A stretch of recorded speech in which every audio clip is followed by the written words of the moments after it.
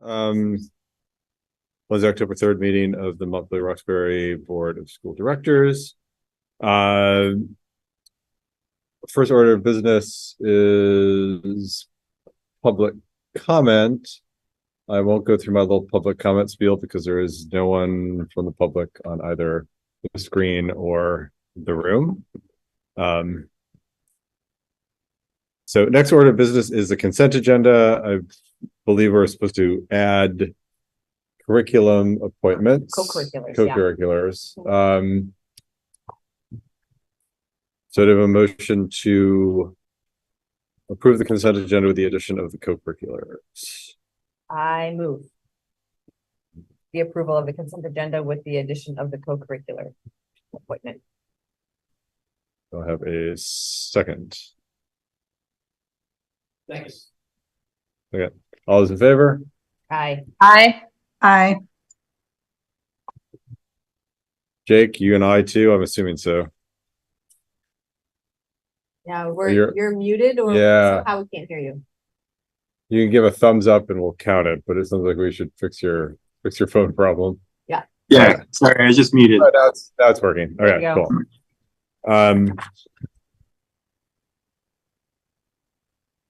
So this is board business. I do want to just take a couple of minutes. We've had some, it's not an issue now, but we've had some people comment that we are difficult to hear where the seats are seated. And I'm wondering if there's one thing I thought of is can we just move everything up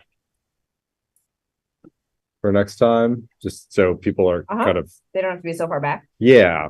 And we could even move the table up. I mean, feels a little inquisitorial. Yeah. Thank you, Red. If people attend in person, they can. Yeah. So, and it's also really hard for them to hear anyone who's talking to us because we're not facing them. Yeah. So if we brought the chairs up, we could probably like spread them out so because rows are pretty tight. So just make them like longer horizontally, move the table. Can we try it? Move the table up and might make us feel a little less distant too. Mm-hmm. I don't know, just thought, Livy, for maybe next time with setup. Because we definitely don't want to be inaccessible to people who spend their evening here. Yeah. Or at home. Exactly. At home they have the microphones. So so part of this CVCC update, Jill, and again, thank you for all you do for CVCC. A screen. But, I can't multitask very well, so forgive me. We can give you a moment or two. You want one of us to share? Yeah. I got it. Yeah. Okay. Sorry. See what comes up. All right, I'll zoom in. Yeah, thank you. I just thought it'd be helpful. We've got a lot of new board members and the sorry, it's asking if I want to admit Delcor. Maybe someone else is in the Zoom. You don't need to worry about that, Jill. I got you covered. Okay. So I just thought it'd be helpful to update the board and the public about our role with the Central Vermont Career Center. This current school year is sort of our first full year as a new district. So just for a little context, I am the Montpelier-Roxbury School Board member representative on what is now the Central Vermont Career Center district. There are 3 of these in the state. A lot more career centers exist in Vermont, but they're part of a specific school district. So a few years ago, there was a governance committee that I was a part of, again, as the Montpelier-Roxbury representative, to explore the idea of becoming an independent technical center district. That was successful. It was officially formed the past year. So each of the boards from the 18 towns that participate in the Career Center have board representation. So I'm your representative on the board. And then there's also at-large members. So the member from Montpelier-Roxbury is Lyman Castle. So it operates just like a school district in the sense that there is a board that makes decisions. We have facility committee meetings, finance committee meetings. We meet once a month. And right now, the Central Vermont Career Center is located in the Spalding High School campus. And I think that was a big part of why it was really important to explore an independent district. It serves a lot of students, like I said, from the 18 towns of Central Vermont. And there definitely are some changing needs for what the sort of programs of study are that the Career Center offers. And it also gives each of the sending districts a lot more direct say in the programs that are offered, the budget that's developed, and the sort of direction of the program. So that I just thought it'd be helpful to update the community on that piece, that you are also members of the Central Vermont Career Center. Montpelier does send several students to the Career Center. It's currently a half-day program, so those students actually get bused from their sending schools. They participate in those Career Center programs, but they still graduate from and take their core courses at their sending high school. We recently got mailed the course of studies. So it's sort of one of the reasons I thought it'd be neat to share this with you all. The website for the Career Center has a ton of really good information on it. And it includes sort of a description of the course of study and how many students at each of the sending districts go there. I'll stop my share for a sec because I'm just making a mess of it. Not at all. Work it out. Darn little laptop. So the only difference that I think is important for the other piece I wanted to just have folks be aware of who are watching or who may not be familiar with the construct. So the way that Career and Technical Center funding works in Vermont is that it still is a tuition that the sending schools send to the Career Center based on enrollment. So since the Central Vermont Career Center became an independent district, folks actually get a separate ballot. We actually all got separate ballots this past town meeting day and always will to approve that budget. But it's not an additional budget. It's actually a budget that then is paid as part of, like, so the Montpelier-Roxbury budget includes our Career Center portion of that budget. So we will, when it gets closer to budget season, the superintendent and director of the Career Center, Jody Emerson, she's come before the board in the past, will come and do a much better presentation for you all on the budget, our enrollment, and our needs, and explain again how that tuition funding works. There's definitely been rumblings in the legislature about changing how that model works, but for right now, that's the methodology that it's using. So even though we're an independent district, it's funded still on that tuition-based offering. The other thing I thought it would be helpful to mention to the board is, and to the public is, as we're thinking like really big picture, long-term, we started to have some of those conversations. We've got the RFP out there. The Career Center also very much is looking for a future home. And I just thought that's like helpful additional context for like the Central Vermont community to kind of be aware of, that that's also sort of floating out there. There are also some like on-site possibilities for the Career Center programs. So they do, for example, they have a design and fabrication course that is actually at the Barry Granite Museum. So it's off-site. But, you know, anytime you have like off-site programs, there's transportation and supervision and all these other sort of logistics that are challenging. So ideally, we'd still be able to have sort of a centralized, for all the 18 towns, a Central Vermont Career Center. Another thing I thought was helpful for Montpelier-Roxbury folks to be aware of is, because of the space limitations there currently, a lot of students actually don't get in. There's far more students that apply than actually get to participate in a lot of the programs because of the physical space and then the ability to supervise students. And of course, this is supervising students using like construction tools and welding equipment and lifts and things like that for auto. So there's a lot more safety concerns for the Career Center too. So supervision is really important. So yeah, I just sort of wanted to give a quick refresher in that context. It's an honor to serve you all as your representative on it. It is a lot of work. It's a second board, right? With our own negotiations, our own budgets, our own challenges, but it's really exciting to be a part of it. It's really neat to see the course of studies expand. There's a digital media arts program that has been very successful in getting some really fantastic equipment through grants and things like that. They have a partnership with Habitat for Humanity. There's just a lot of really neat things happening there that's really neat to be a part of. And it's just something I wanted our community to kind of be aware of. So I will maybe try to figure out how to send the website is fantastic and has every possible update about how the district was formed, the students, the attendance by school district. So how many students from Montpelier-Roxbury go, how many students from Spalding, Harwood, Twinfield, Cabot, and so on go, the courses of study, and then the outcomes for students. I think it's really neat how we've been able to actually capture like where students end up 6 months after they leave, how many students are doing, like they do a year at the Career Center, maybe they'll do early college. So it's just another sort of option for students in the higher grades that is just part of that broader sort of personalized learning that that Vermont is doing. I'm happy to answer any questions, but just wanted to put that out there because there's a lot of new faces and members of the community that may not be aware that we're part of that district. Awesome. Thanks, Jill. And again, thanks for serving on the board. I know it's a lot of work. Questions for Jill? Mia. Who's the chair of that board? I am the chair. Yeah, that's what I thought. Just checking. Yeah, I'm serving as the chair right now. I do have we do have a vice chair, and the idea is, and I'm going to hold him to it, that I'm going to not always be the chair, and that the next time around I will happily support someone else in the chair role. I'm happy to do it, but it is just another level of work. And as folks on this board know, negotiations and all those other sort of subcommittees can really take a good deal of time too. But yeah, I'm currently the chair of the Central Vermont Career Center.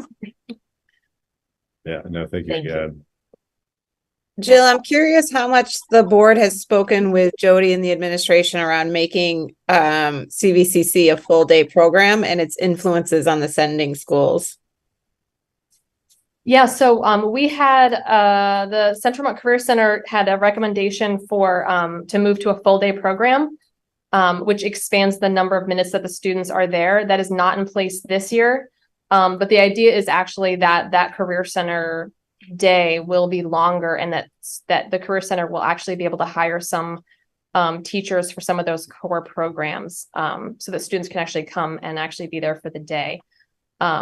I think Jody would be much better at sort of explaining the ins and outs of that, but that is definitely the plan. And it was actually sort of, like I said, it was a recommendation from, I can't remember the entity that does these sort of oversight and recommendations for the board, but that is definitely something that has implications for the sending schools too. Right now, the transportation is probably one of the single biggest challenges.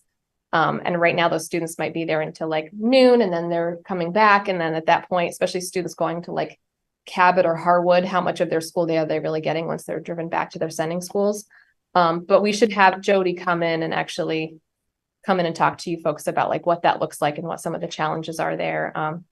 And as you can imagine, the same challenges that we experience in Montpelier-Roxbury, we also experience at the Career Center as far as like hiring and finding folks for positions. It's been a really challenging. Jake. Thanks. Can you guys hear me okay? Yep. All right. My question, Jill, first of all, thank you for your work on that board. I think tech ed is, incredibly important and a really important tool, important option for students. My question is, what is like, can you quantify the amount of students who are interested in the Career Center, but maybe aren't able to participate because of the space, is the first part of the question. And the second part is like, if there was going to be a bigger space, do you have any kind of vision about, where it would be, how big would it be? Would it need a lot of specialized equipment, like that kind of thing generally? Yeah, and so we do have some information on our annual report, which if you're on the cvtcc.org homepage, there's a really good annual report that I can share with the board that articulates. So over the past 3 years, the number of applicants for the positions versus the number of students that can actually participate. So in the past, for this current year that we're in right now, we have about 300 students applying for about 240 seats. And it's been similar. Last year was over 300 applicants for that 245 seats. So we are turning away, dozens of students every year for some of the programs. I think the big pieces, and again, Jody will do a much better job at articulating some of the needs, but yeah, so there's a combination of safety needs, right, for these particular programs. Like we would love to have welding. The community has been really clear that there is a high need.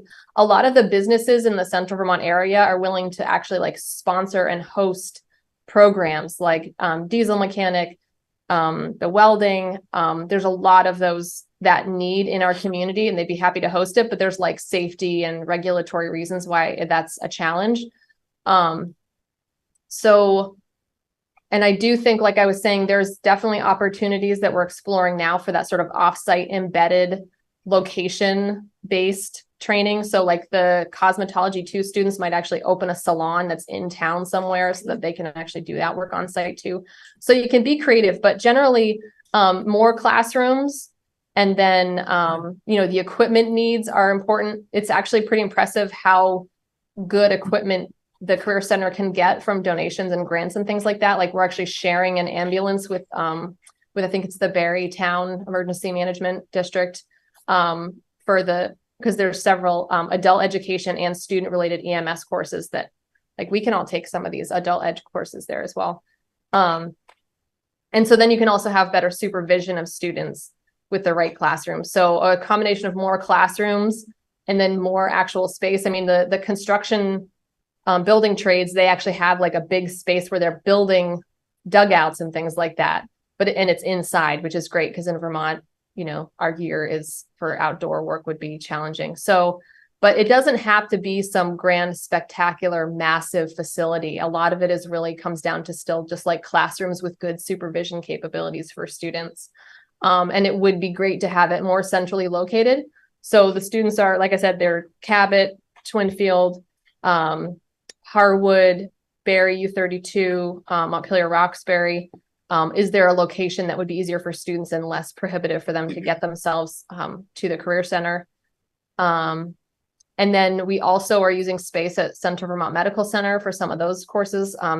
They actually supported a phlebotomy training for students to help with blood draws and things like that. So that was another thing that happened this past year. So there's a lot of really neat things you can do creatively without physically having the space, but you still want to have the space so that medical professions teacher can actually host things in a classroom, show students that work in a classroom environment before they actually are going out into the field. Yeah. Scott, Quick question for you. I think I heard you mention something similar, related. Are there like dual enrollment courses run through the tech center, or are students taking advantage of dual enrollment with some of the institutions of higher learning in Vermont? Yeah, so some of the courses that they take here can actually count towards like college credentials or work credentials. Yeah. And some students might take like a year of natural resources or something and then go to do an early college program. There was a slide on here about the percentage of students or the number of hours of actual college credits they're getting by being here. Because there's a lot of, they're called fast forward college credits and industry recognized credentials. So like if the student does 2 years of electrical, they have a huge leg up when they actually go to get that industry certification.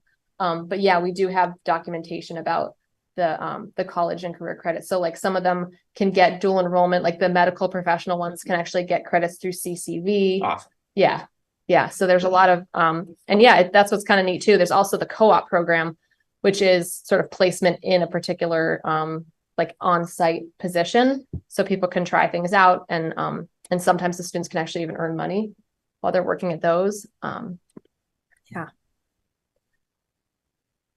And it looks like this for 2022, 2023, Montpelier had 35 kids in some aspect of the career center work, which is pretty good. Yeah. And like I said, there are some adult education programs, like CPR and things like that. That's part of the requirement for career centers is that they also are able to host adult education and deal with that for the community. So there's that as well. And let me know if you have any other questions or. what is kind of the latest on the fossil fuel facility? I know they've been talking about that for a while. Yeah, there's not a location picked out. It's a long way from a reality. The facilities subcommittee is really hoping it could be like a 3 to 5 year plan because we've really outgrown our space. You know, we're leasing space from Spalding, and Spalding also needs space too. So it's kind of, there's this tension there right now.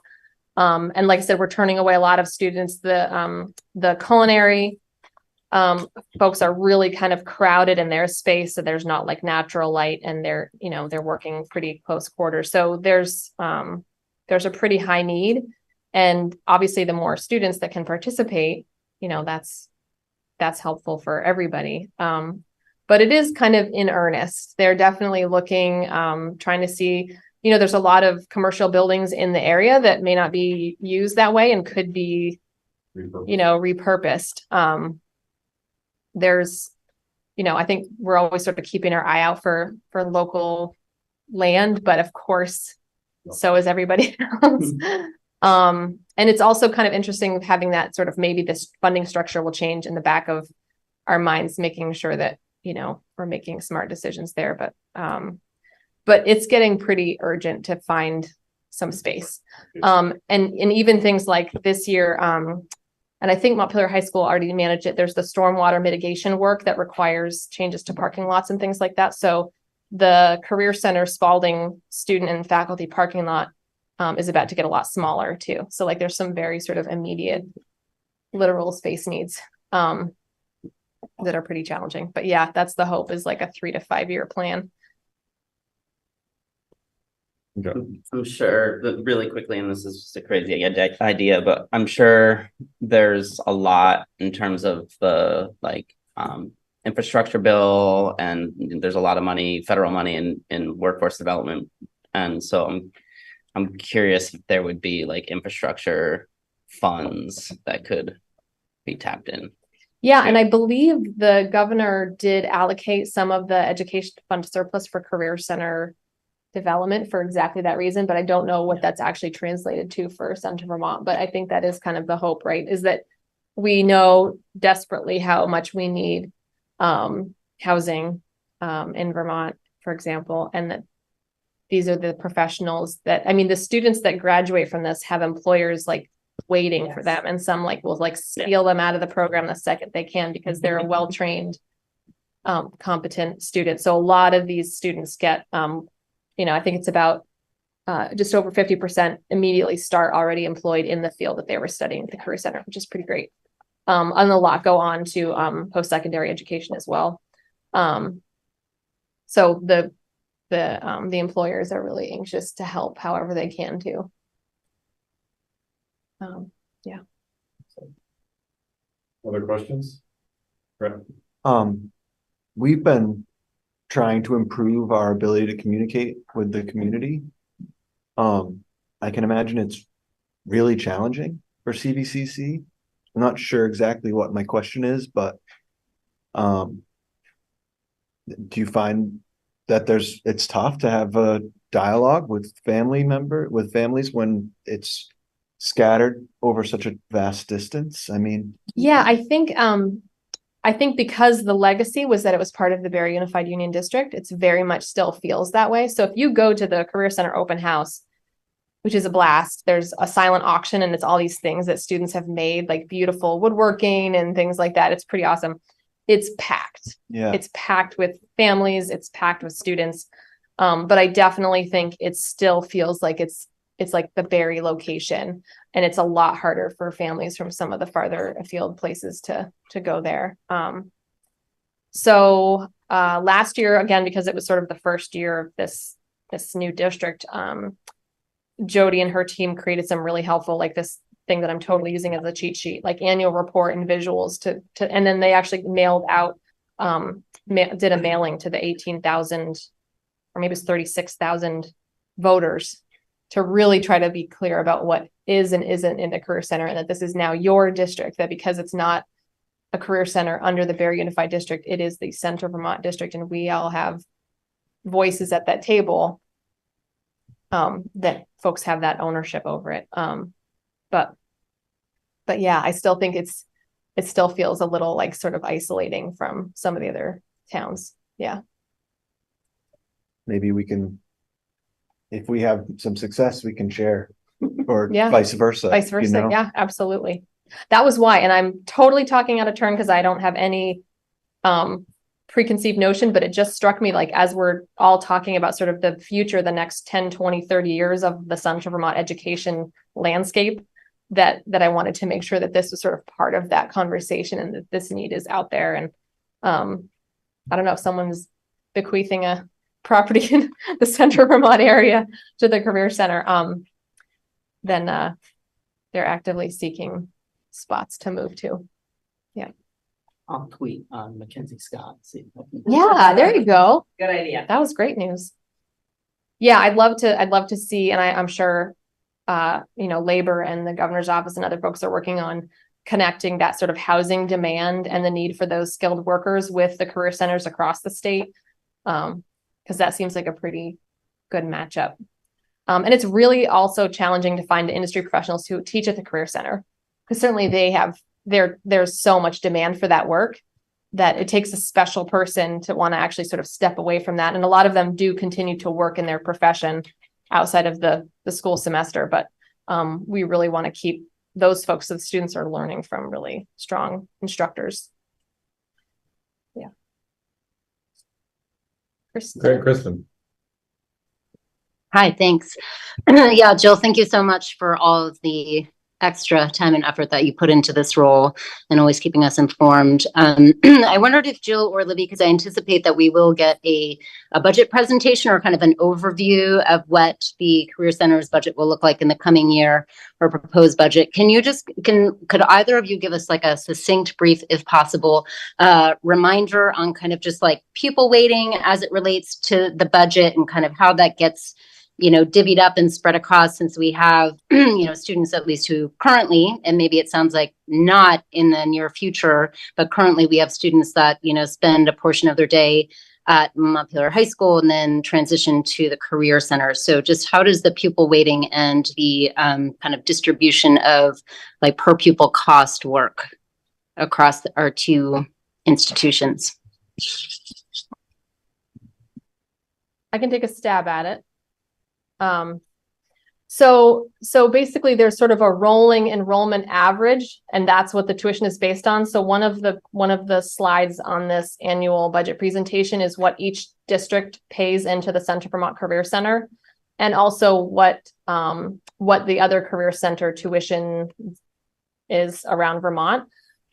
So our tuition isn't quite as high per student as some of the others, but it's also similar to a lot of things that happen in education funding. It's sort of cushioned a bit. So the enrollment has gone up higher than that enrollment amount. So the Career Center is not getting dollar for dollar, student per student each year. It's a little bit graduated as time goes on.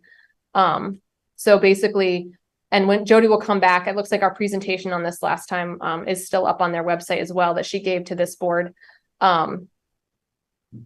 Then we come into with sort of an announced tuition, and then that is what the sending districts can calculate based on that enrollment projection. Let's see. So for example, the announced FY24, which we're in right now, is 18,748. However, a lot of that comes right from the education fund from different state tuition. So then the sending schools pay a portion of that. Oh, it's based on a 6-semester average of FTE. So like if we have 40 students there from Montpelier-Roxbury, it might be based on like 38 or something like that. It's pretty complicated. Thank you for that refresher. That does all ring a bell. That it's nice to kind of pre-think about that in advance of Jody coming. Thank you. Yep. Yeah. So if the Career Center is to take on, is to be able to create a full day program that would also include their core academics, does that mean that, I guess, would we still rely on like the 6-semester average? Yeah, that's part of the current state statute. That's part of the state construct. So unless the legislature changes it, that would still be the case. Yeah. Great. Thank you.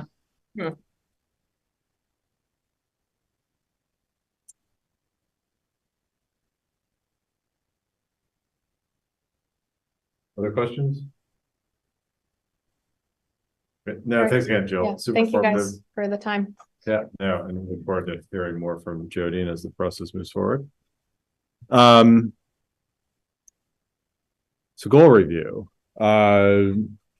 First off, again, a big thanks to Libby for carving us some time with her team to give this some attention. Do you want to talk us through your thinking? Sure. Way to start? Sure. So the link that's in the board agenda is something I just put together as something that could go up on our website potentially, as to how we might want to do this that could last more than just a year. So we'd have things in one place. So where you see, like, if everybody pulls that up, I can actually share my screen. That's probably easier, isn't it? Hold on. So where it says 2023 fall data literacy, 2023 fall data math, that would be a link to our data.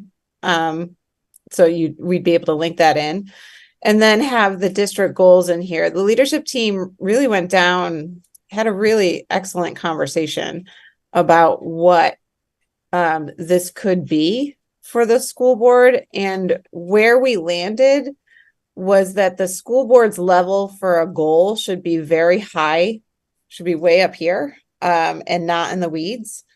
And that the weeds are kind of the touch points towards getting towards that goal.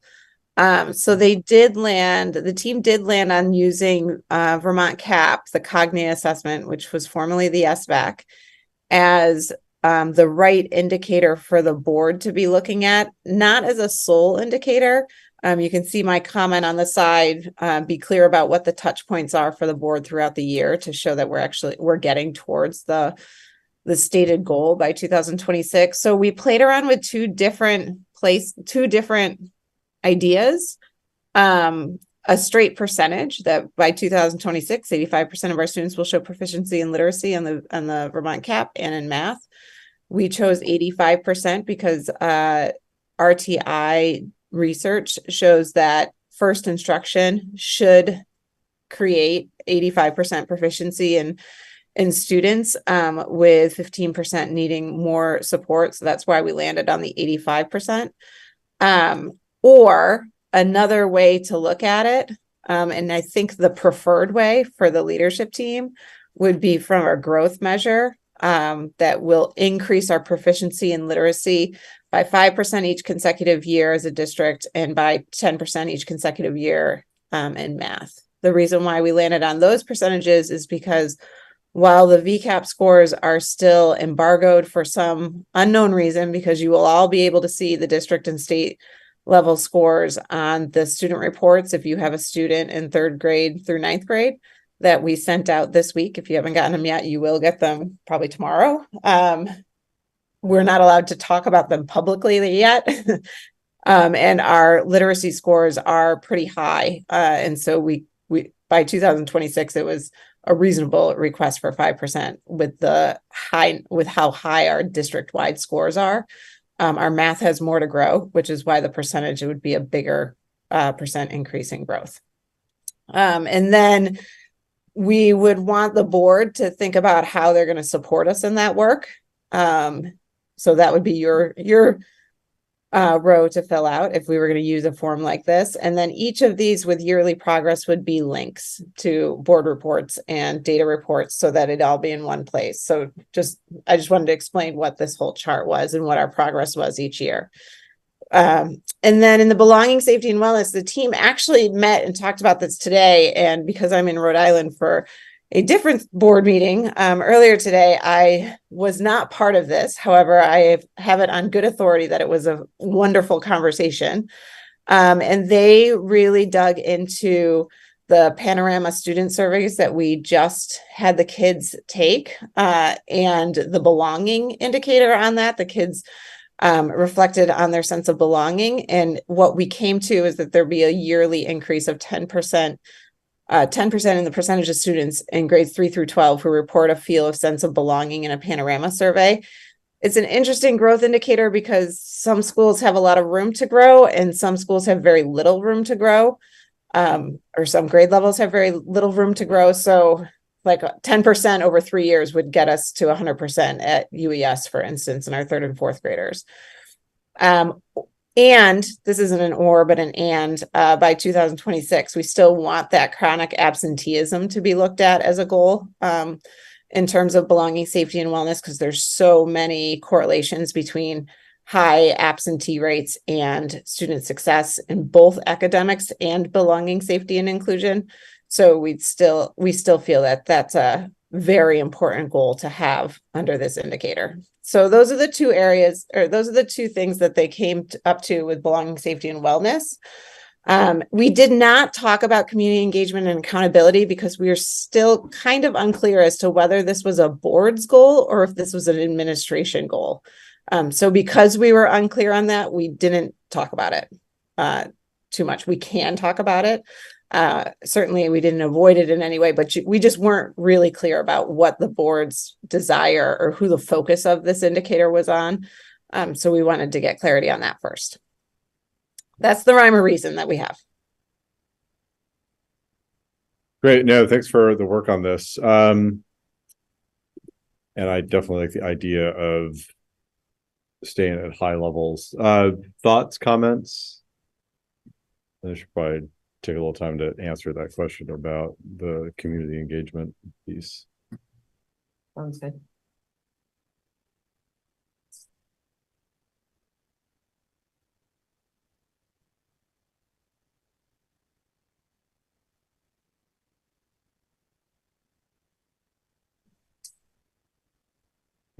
Mary? Yeah, I'm just curious about what the 2023 data is. I know that isn't available yet. Is the 2022 data anywhere on the chronic absentee data and the student survey? We didn't take student surveys last year. So this year would be the baseline data for the panorama surveys on belonging specifically. Alara, you should have taken one. If not, let Jason know. We'll make sure you do. Good. And the chronic absenteeism, we were at 34% last year as a district. Okay, that's good to know. Thank you. And how does 34% compare to historic data? We hadn't collected it until last year. With Nick coming on board, he's the one who really taught us how I mean, we obviously knew or had a hunch of the correlation between if you're not in school, you're not learning, obviously.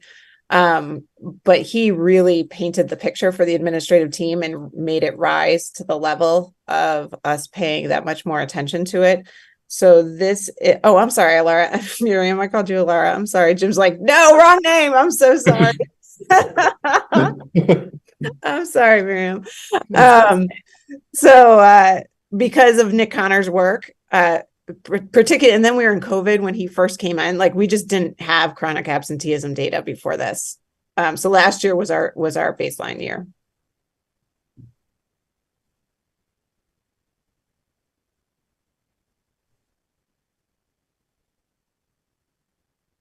It might help as folks are looking at these and internalizing these goals to, once again, reminder, Libby included in our packet the document that has mission, vision, priorities. So that, that's a good reminder that you can be looking at that for all of the work or the culmination of all of the work leading up to this conversation tonight.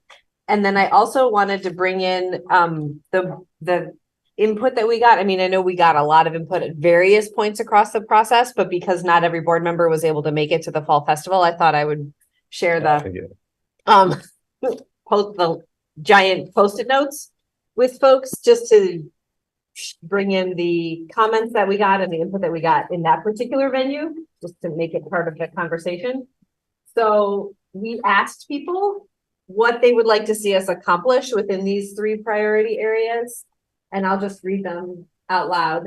Number 1 priority area being close the academic gap. Our first is a focus on academic achievement and recognition and honors programs like National Honor Society. We got a few ideas. I believe these were from students, which is great. Bring pets to school day and a class pet, although I might put those in belonging, safety, and wellness. I'm not academics. More fun learning, less worksheets, more games, less standardized testing, focus on quality professional development and coaching for educators, and continued rigor to challenge all kids, especially at the middle school opportunities. So you can see, even in, we were gathering all kinds of input. So ideas for things that could happen on a daily basis, or maybe once a year, like bring your pet. And then we also got things that were a little bit more high level, like focus on academic achievement and rigor and challenge. So that's what came to us in the first priority. And then our sheets of paper overlapped each other. So I need to get this other one out for belonging, safety, and wellness. Some ideas that we received were anti-fat bias awareness and eating disorder prevention for faculty, staff, parents, and students. Mental health and social media. They would like washing sinks in the cafeteria at the middle school. Longer recess at UES. There were 3 or 4 requests for that one.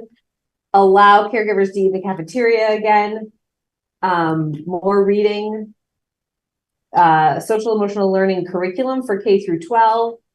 Outside time options. More outside education. The KRS kindness, responsibility, and safety. The KRS being the UES sort of motto. And get back the recess, get back to a 25 to 30-minute recess. So those were ideas that we got and requests that we got under belonging, safety, and wellness. Again, most of those getting more into like the nitty-gritty, how we might live out a goal or accomplish a goal, but thought that it's good to bring these ideas into the room. And then on the third one, community engagement and accountability, we got a suggestion for Winooski River cleanup to bring that back. I guess that used to be a big thing, to engage kids in more environmental issues outside, and the lip sync battle. So anyway, wanted to make sure that all was part of our thinking. No, thank you. And thank you everyone who attended Fall Festival. That's fun. Yeah, it was a great day for it too.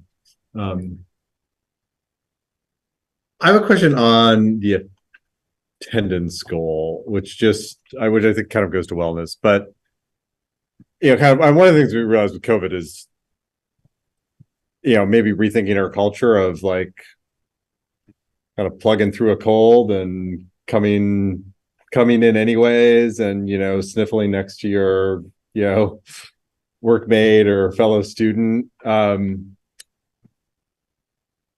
Like how do we balance that? I mean, how do we encourage people to kind of stay home, take the time they need to get well, not spread it to the entire class with you need to be in school? And do we have data that or an indication about what's really causing absenteeism? Is it that, because if it's because people are staying home because they're sick and shouldn't be around people, then maybe we shouldn't be encouraging them to come to school. But if it's other reasons, then clearly it's a problem.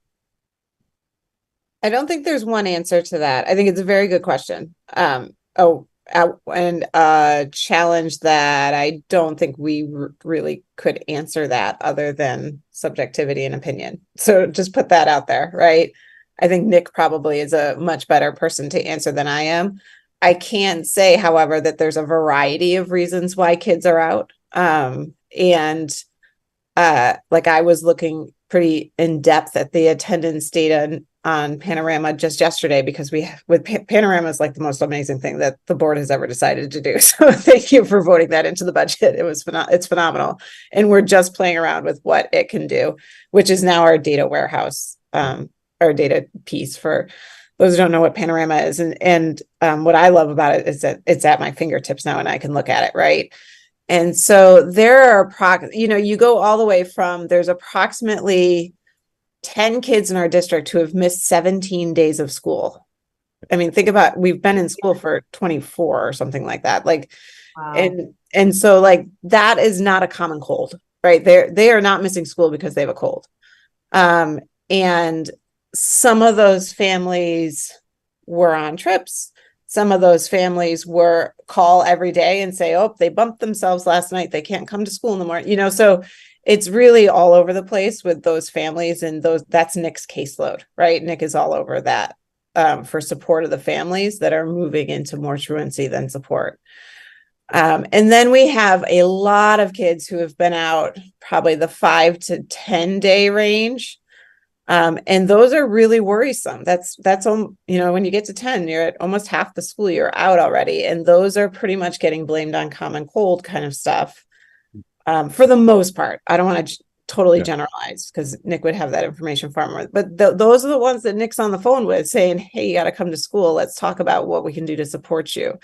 And I think people's opinion of what, and I know I'm speaking as a superintendent, as a parent right now, with 2 kids one kid in particular who like walks by another person and gets a cold, of making that decision in the morning of when to send your kids to school and when not to send your kids to school, and what's safe, and will they wear a mask if they're there, and if they don't, you know, there's so many questions for parents these days that it's not easy, and it certainly is a different mental thought process than it was prior to COVID. That is 100% accurate.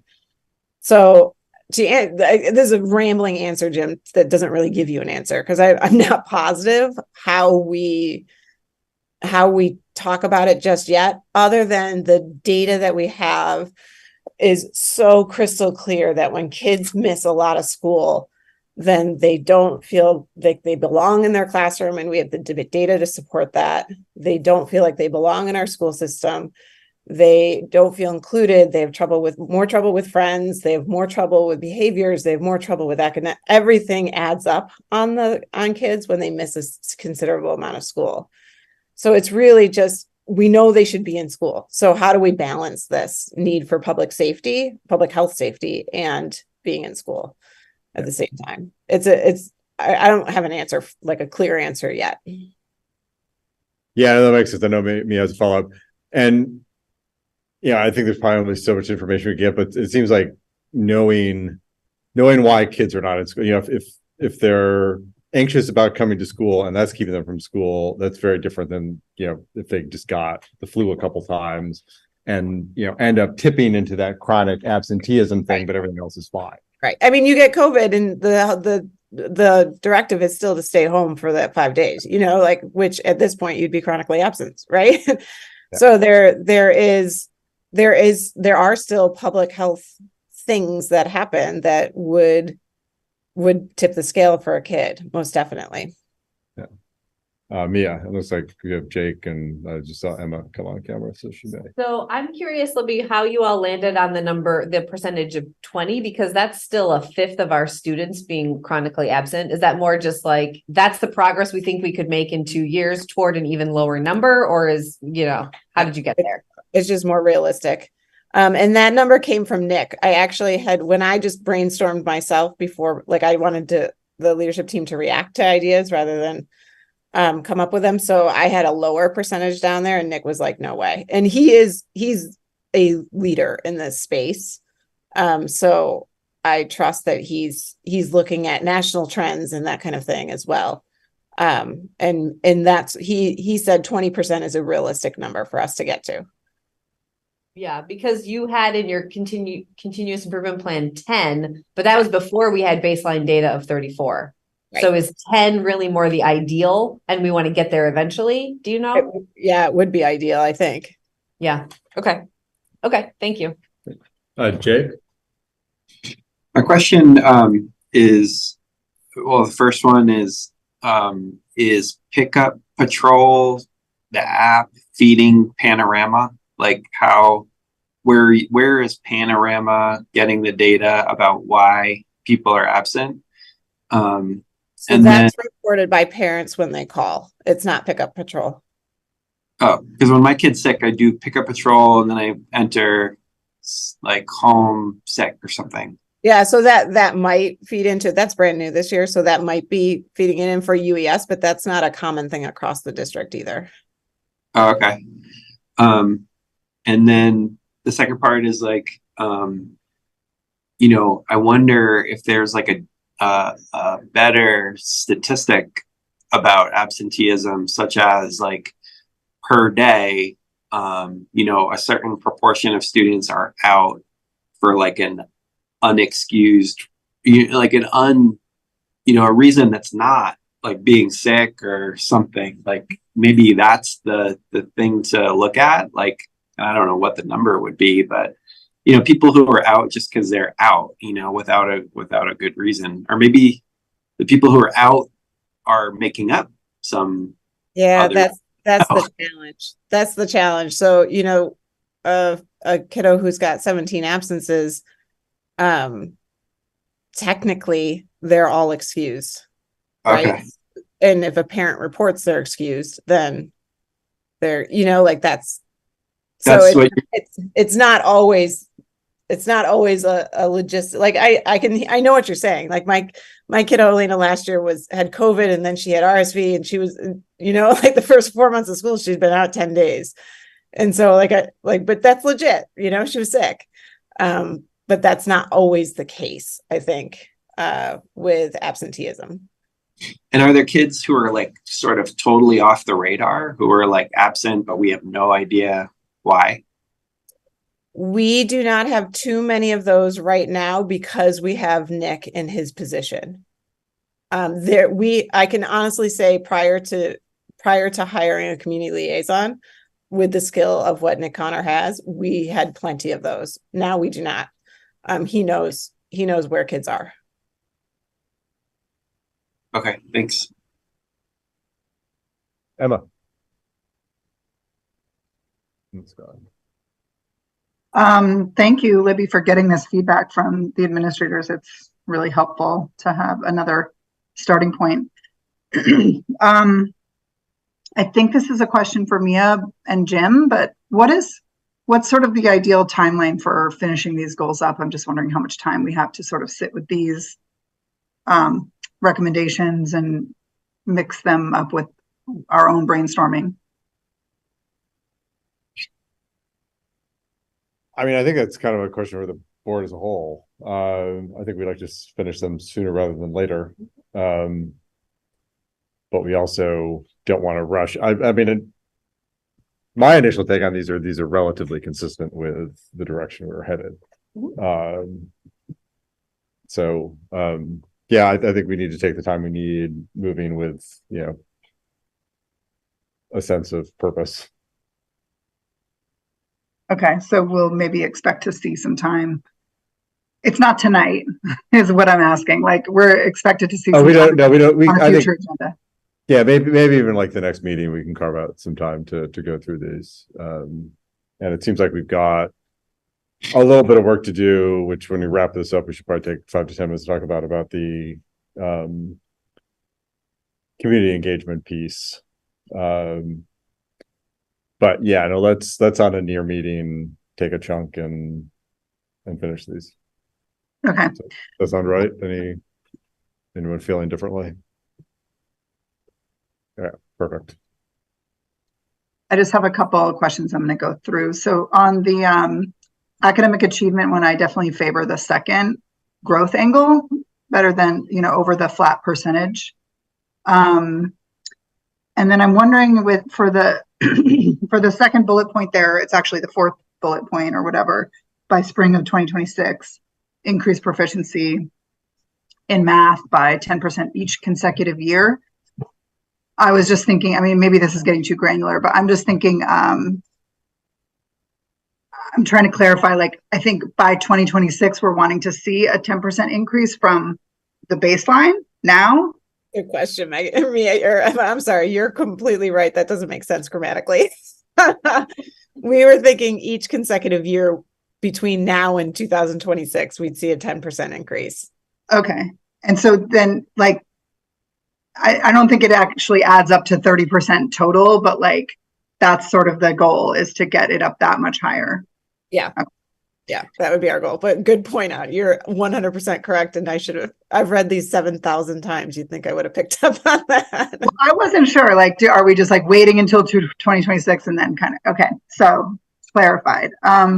In belonging, safety and wellness, I was wondering if your team discussed any, like the staff sense of belonging, safety and wellness. In our brainstorm at the last meeting when we worked on these, we were talking about staff and students, and I'm just wondering if they discussed that. We did not. We only discussed students. Okay, so kind of like the next one, the community engagement, it might be something to consider, like, do we want this goal to be inclusive of staff, or are we really focused on students this time around? Yeah, go ahead.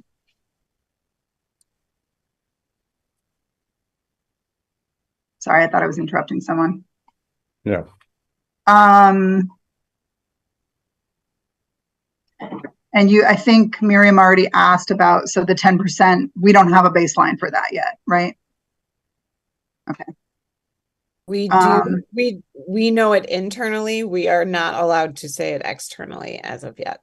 You will, as soon as you get Soren and Petra's results, you'll know where we are as a district. So, well, this is the panorama. This is belonging, safety, and wellness. That there will be a yearly increase of 10% in the percentage of students in grades 3 to 12 who. Yeah, so we have that, Emma. We want to make sure that we're on. It's different for each school, so we don't have a district score right now, and I don't think we would show this by district because what a third grader reports and what a 10th grader reports are two very different things. And so I think we'd probably show this by school rather than by district. Yeah. Okay, and then with the absenteeism, the baseline you said is somewhere around 35% currently? And then I wasn't sure, could you clarify what it means? Like the goal is written chronic absenteeism with no more than 20% of the student population at any given time in the year. Why was it written that way?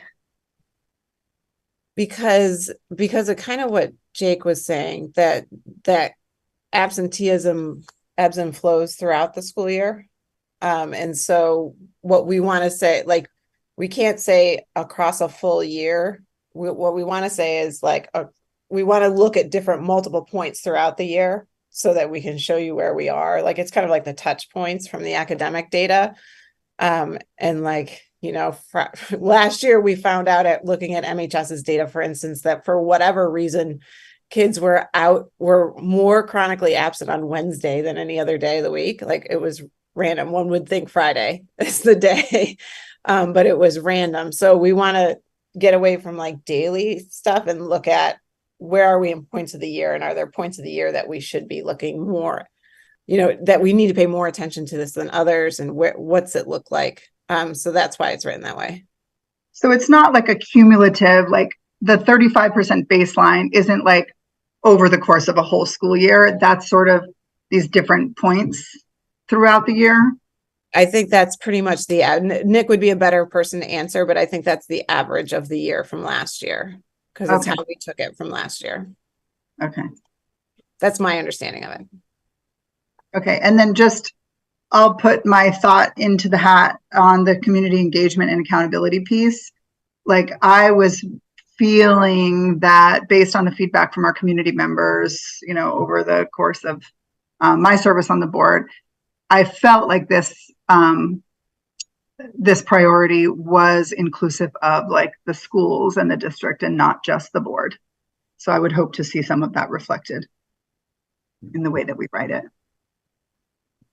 And that's it. Great, thank you, Emma.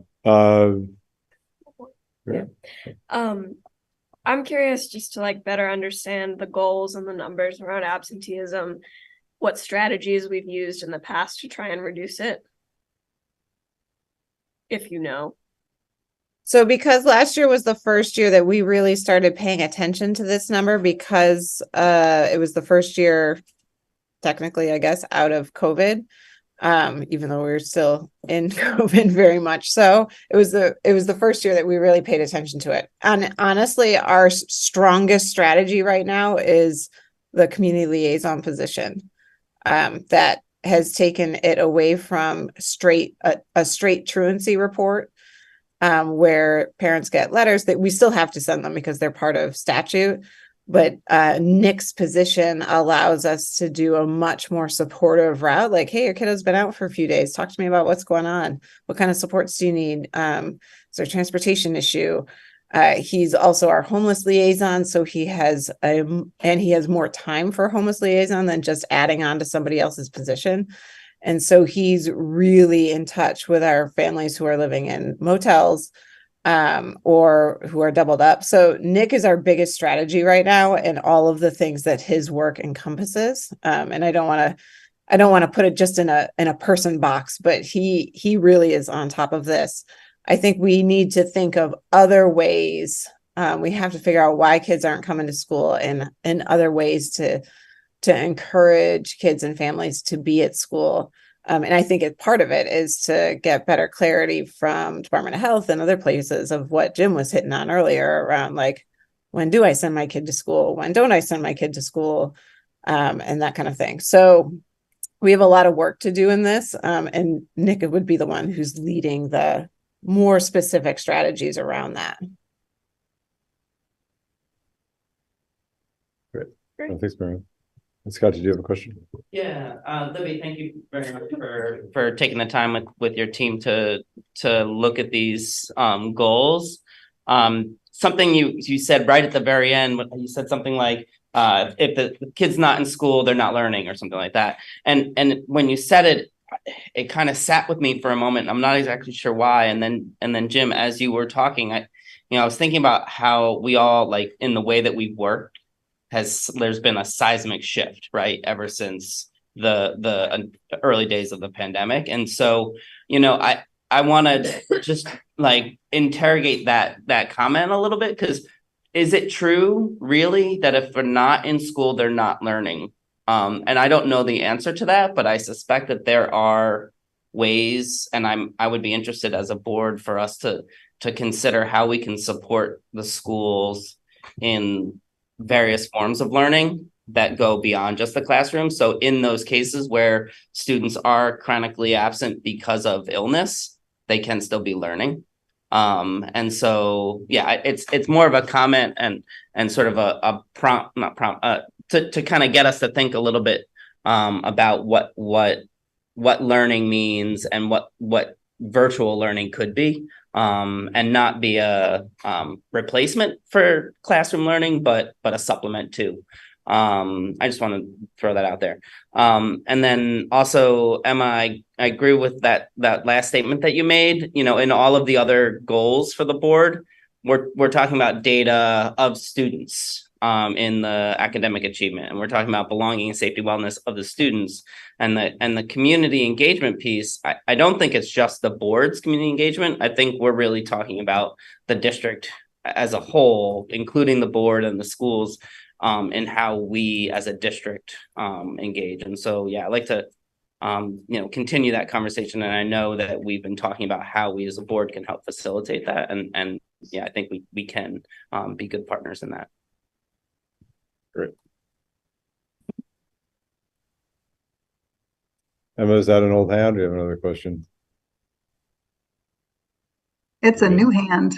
I just was thinking when Jake asked the question earlier about Nick, I thought it might be good, and you kind of clarified a little bit, Libby, who he is, but a little bit of historic context of, like, that was ESSER funding and social emotional learning investment, and that it's a new position, but now it's now it's funded in the part of the regular budget.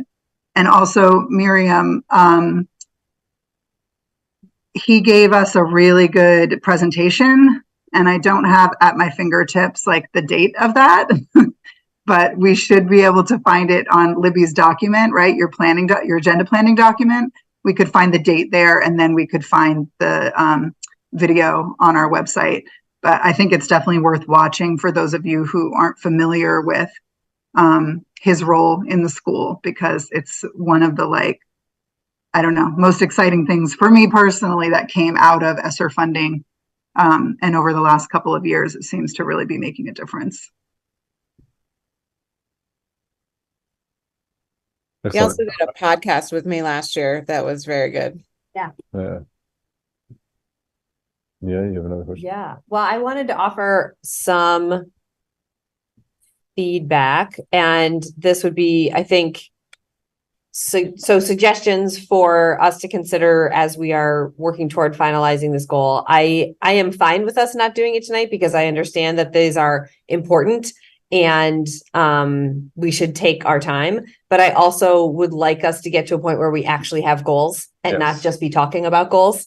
So I want to offer some suggestions for how to beef these up a little bit, and then we could maybe incorporate them in for the next time we look at them. If people agree that they should be in here. So I wanted to bring in the like inclusivity and equity piece and try and work in somehow like all kids, regardless of identity and socioeconomic status, was the phrasing we had in several of our earlier versions of goals. And I think that's important to have in here, so that it's a reminder to us that we should be paying attention to that stuff when the board is looking for the touch points along the way, and that we're not just looking at the district as if it's like neutral on those things, because there are still discrepancies in how in both academics and belonging when it comes to identities and socioeconomic status. So I just wanted to offer that as language we could work in to the final goals when we land on them. And then the other question I wanted to bring into the conversation was this piece that we heard both at the Fall Festival and then had heard in other conversations that we've been having as we've talked about these priorities, which is the proficiency. Yes, absolutely. That is a huge marker. We need to be aiming for that, but then let's not aim for that at the detriment of kids who are proficient and need more challenge. So I wonder if it's like increase the level of kids who are proficient and above could be like the way that we phrase it in the goal. I'm talking about the academic goals here. So that, again, it's just the reminder to the board to be asking questions about and thinking about when it comes to our investments, that piece. So wanted to offer those two things and see what folks thought about that. Yeah. Those two components of how we might articulate these goals.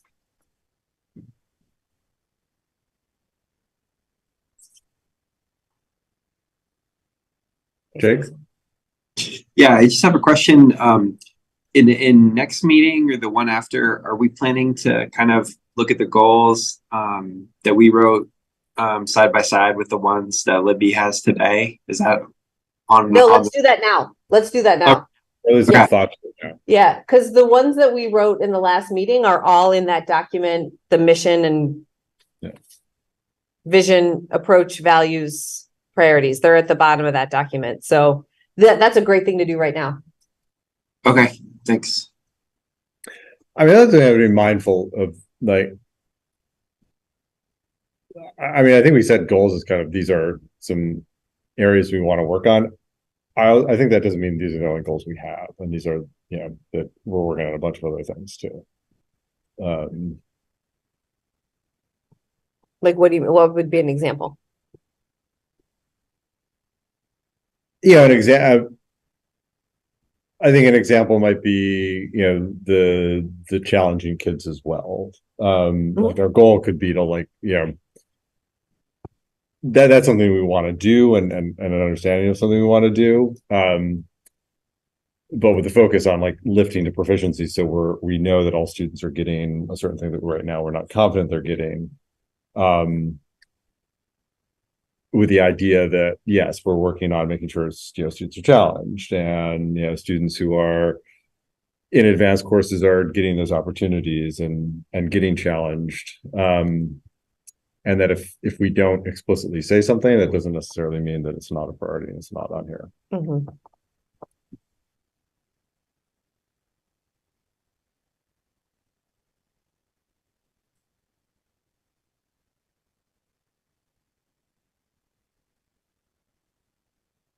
The academic ones are.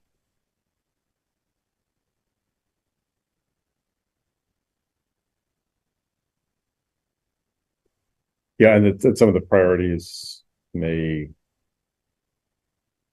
Yeah, I mean, I think we want to have academic excellence, I think, across the board. And I think academic excellence means a lot of different things. Kristen.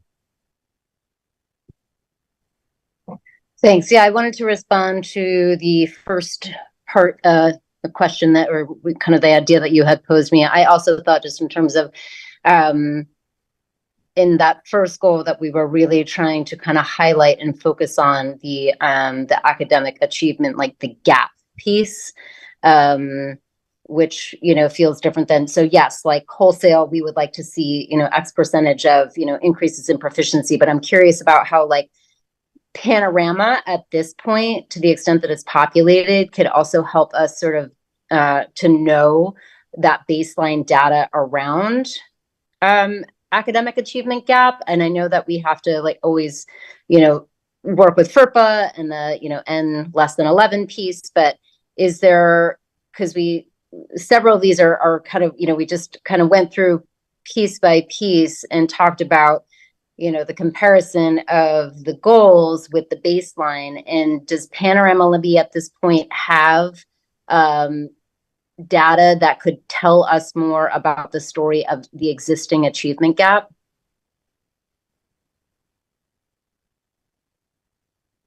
We have our fall data in Panorama. Right now, we have our fall data and we have VCAP scores in Panorama. We have some of our spring data in from last year as well. Actually, I believe we have more than that. we have our data from last year in Panorama, and we have our data from this year in Panorama. And then that data could then be disaggregated in a particular way to kind of get at some more of these kind of equity questions or achievement gap questions, to get some of that, like a baseline understanding of, like, do we have an achievement gap? You know, I always kind of come back to Libby. That goes back to the spot on the thing that says, what are the board's touchstone points to show we're making growth here? So the board can name anything you want for those, and we would show you that data when we can, when we have an N size that is appropriate. And I will tell you that for the board level, we do not have an N size that is appropriate for a lot of the categories that I know the board is interested in. We do for, like, across a district, perhaps, but not by grade level. Does that make sense? Yeah, it does. Yeah. Okay. Yeah. So, yeah, it seems like we definitely do want to wrap our head around that, because it feels different than, you know, the goals that you have put up here, which are probably make a lot of sense, you know, but are really more kind of applied to the whole of our students across the district versus really targeting. I mean, do you, Libby, and you know this, do the goals that you have currently stated as the district goals, do those tend to achievement gap in your mind and in your expertise? If we are to increase, if we're to go with the literacy increase 5% each consecutive year between now and 2026, we would be at an incredibly high literacy rate, because we already are at a really high literacy rate. And when you're at such a high literacy rate and you have such a low diversity in demographics in certain areas, then we would be very close to closing achievement gaps, because there'd be very few students who would be in that category of not being proficient. Does that make sense? Yeah, it does. And now I'm like, trying to say it without like being in AOE jail. Yeah, I'm remembering now these conversations that it was sort of like, you know, if it kind of, you know, sort of brings, it's like you scoop these students and then it kind of gives you a general sense. And I guess I'm just curious, like, and if we can't do it at a grade level, can we do it then at a district level? Yeah, that's why it says district. on these. Right. goals. So, but like with the data that would really kind of tend to like the achievement gap pieces and like disaggregating, if we did it at a district level, would we be in compliance with FERPA given the numbers? For some categories, not all. For some categories. So I guess then the question, for the board and with, in collaboration with Libby and your team is, seeing if we can articulate any goals that really specifically get at that, achievement gap piece. Just more specifically, I think that if I had read this, not being a board member and having a little bit of understanding of equity, I might be like, oh, but this doesn't really seem to kind of tease out like achievement gap. Just because I wouldn't have the explanation that you just gave me, and maybe that's an asterisk and there's an explanation of that. But I think maybe as a board and with kind of also your guidance, since you all really like know and you're living the data, is there anything that we can create that just very specifically and clearly gets at the gap piece?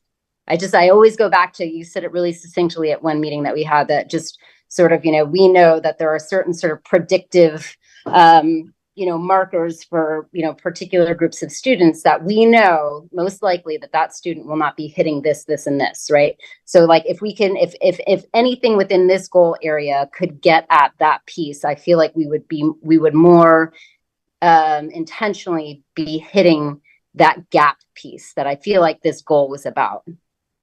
Can I just throw in a thought here? I mean, one of the things that I think would be good is if we thought about the indicators that we've put forward, which I think are very good as informing the goals. So kind of looking at, we have an indicator of systems are in place, or sorry, which one is the one I'm looking at? Any barriers based on identity of social economic status of students shall not predict academic success at MRPS. So for instance, that is an indicator that we have under closing the achievement gap. So any goal that we set under closing the achievement gap should really be informed by that indicator, which is going to be a little more evergreen. So if we set a goal of 85% and we're increasing that from 75 or 80 or wherever it now, and Libby comes in and says, well, we hit our 85% goal, because of, I think, the indicators we have, I think part of the question we should ask is, in terms of closing the achievement gap, for that goal to close the achievement gap, we should see that, 10% improvement, whether we choose the 85% or the growth, we should see that improvement coming in a way that shows that it's lifting all boats and all boats, in an equitable manner. So if we can show that, then I think we have a good goal that meets the achievement gap. And I think everything Libby said makes sense.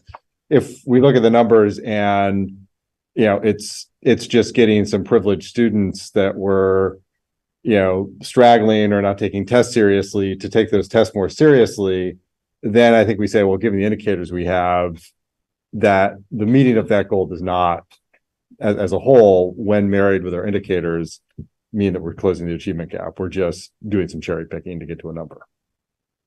Does that make sense? I mean, I guess my fear is having goals that are, read like the IRS tax code. And I'm not sure that's super helpful. Jake. Yeah, I'm no fan of IRS tax code either, considering how much I have to deal with it. But I think I agree that the 85% district wide is not specific, and it doesn't say anything about closing a gap. Yeah. In fact, I think that the gap could widen and you could still hit the 85% gap if I'm mathematically kind of playing it out correctly. So wouldn't you want to make your improvement goals like very specific to the population who you're trying to bring up?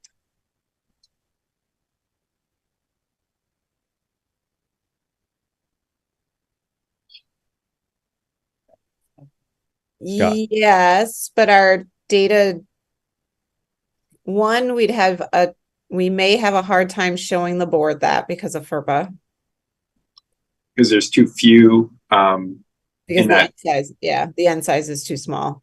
is your limit 10 or is it something 11, 11? yeah. And then are you talking about like poverty, like free and reduced lunch, or are you thinking about different groups when you think of the 11? So when Kristen was talking about how I said things distinctly, I haven't looked at the data this specifically in this way in a few years. But when I first took over, the data showed that if you were male, free and reduced lunch, and on an IEP, then you had very little chance of being proficient in our district. That's an old statement, so I just want to put that out there. I don't know if that statement it very well could be true now, but I haven't tested it, so I just want to make sure that's clear. And that number of kids may be like, if we were going to go there, right, that may be too low of an end size to truly be able to show good data to the board. Yeah, so I can understand from your perspective how the male and female might play into it, but I wonder if we're crafting goals and we're needing to see, touch points to measure them. Could we do something like ignore the gender and, to get a bigger end size that we could look at? I could add, Probably.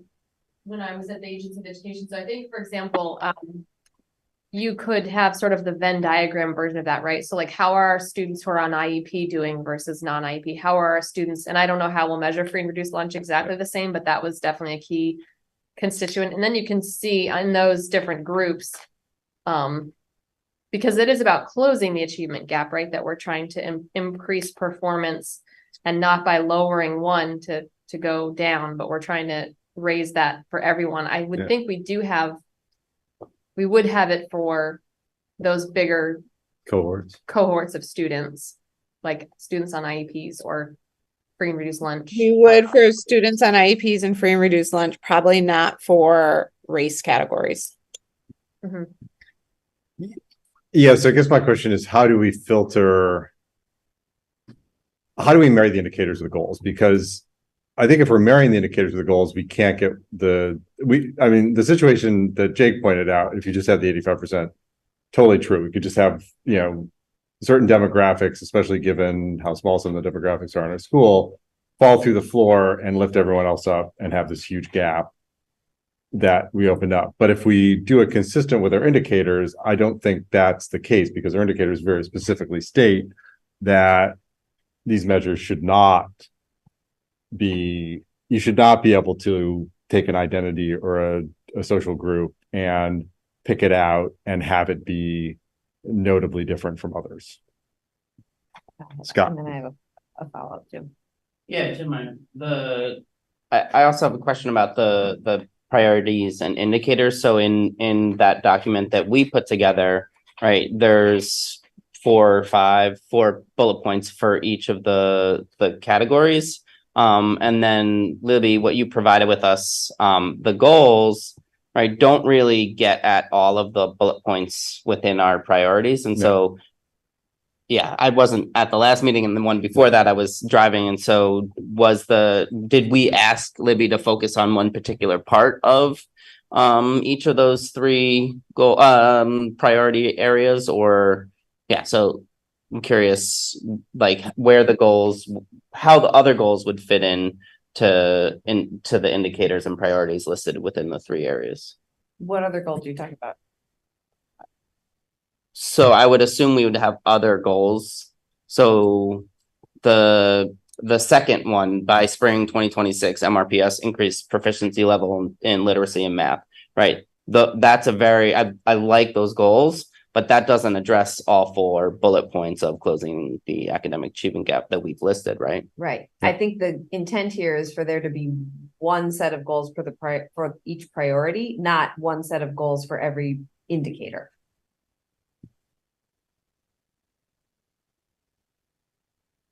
I guess I don't. So like the barriers based on identity and socioeconomic status, that question, how that goal that Libby and her team put together doesn't give me any information about how we are Right. meeting that. Right. So that was going to be my follow-up, which is why I was offering the language of regardless of identities or socioeconomic status to get inserted into the goal that the administration has offered us to bring that piece in, because I agree it needs to be in there. And I think, although I might be biased because it was my idea, that that's a way of keeping this goal top line, top level, high level, at like board level, without getting, having either too many goals or, like so many that it's hard to like figure out what we're actually aiming for. Because from the 2 meetings ago when we last talked about this, one of the concerns I raised is if we have too many goals, then nothing's actually a goal. We're just like, we want to work on everything. And this is a part of it that was the full intent of this priority, was to ensure that there is little to no gap anymore between kids who have more privilege than others, kids who, are already doing fine, and the kids who need more support. And so that was my offering, to bring that into this top line goal, was to include that phrasing, so that when we have those moments where the administration comes to us with data and they say, hey, look, we're at 82%, we can say, that's great, that's district wide. Tell us how that is based on identity and socioeconomic status, because that is also part of our goal. And if you're just giving us we're at 82% district wide without any other coloring to that, then, we don't know if we're actually achieving that goal. So that was my thinking behind offering that phrase. I agree with that. And I also, I just don't see most of what we have written in those bullet points reflected in the goals that are, that Libby provided. So go to the belonging, safety, and wellness, right? Those 4 bullet points or 5 bullet points. How many of them would include chronic absenteeism? Or I'll ask the other way around. Does chronic absenteeism reflect back on all 5 of those bullet points? I would argue not. So Scott, there are 7 there under belonging, safety, and wellness. That's too many. So if you would he's talking about just the bullet points under the number 2. We do have 7 goals. If you scroll back up. Oh, okay. Sorry. Yeah, he's talking about. What are you talking about? There's a lot more than 4. Thanks for that clarity. Yeah. And so if I totally agree that if we have too many goals, then it's too much. I just don't see all 5 of those reflected in just that one metric of absenteeism. Well, we have the 2. The administration is proposing 2 goals under belonging, safety, and wellness. Panorama. Yeah. Gotcha. Wait, hold on. I just wanted to know, Emma has her Emma. Emma. I mean, I like Mia's suggestion of including the language, the equity language in there, bringing that back in. I also agree with what Scott is saying. Like, I think that based on what Libby just said and what Nick has told us around chronic absenteeism, that particular goal might be better placed under the academic achievement, because the whole thing is about, they're not, like, kids can't learn unless they're in school. So I don't know, we can look at the bullet points more closely and make sure that they're tied. I wanted to go back to the concept of like sort of the district reporting out to us on like free and reduced lunch and the 11, like 11 students would be too small of a number to report out on. But wouldn't we be able to, if we wrote a goal with the language around, reporting out based on equity factors, wouldn't you be able to report out district wide and not like school by school? And would that get around the, too small of a sample size? So Kristen asked that earlier for certain categories, yes, not all categories. Okay, so like free and reduced lunch, for example. Yes, we could report out on free and reduced lunch. Okay, and also like students who self-identify as BIPOC was another one that you said you had like 35 kids in the district or something so I feel like that wouldn't, if we have 35 students and we're only reporting out district wide, wouldn't that be another one that we'd be able to report out on district wide? Yes. If that were the number and we were reporting out on district wide stuff, yeah. Okay. So yeah, I mean, I feel like we shouldn't like not write goals with that language because of the reporting out. We would just have to figure out how to report out safely and do it legally.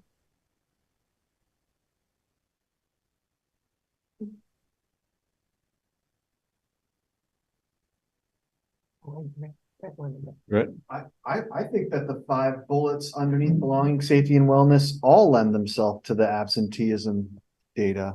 Just because as like a mental health person, we're trying to build structures to build resiliency in kids. And when you don't have the skills to manage your anxiety, your feelings of isolation, you don't have strong social skills, you get a stomach ache and you don't go to school. Or you have symptoms of you're cold, you have a cold now, or I have a headache, or so I just want to put that out there. I think the absenteeism it's because it's also about like supporting families and giving families tools to support kids. And I think that's what Nick Connor is bringing to the district, which I think should be everywhere. I don't know exactly whether or not there's a different way to say the goal, but I like that absenteeism is a reflection of kids not having social skills and coping skills to manage their emotions well. I think that they go hand in hand.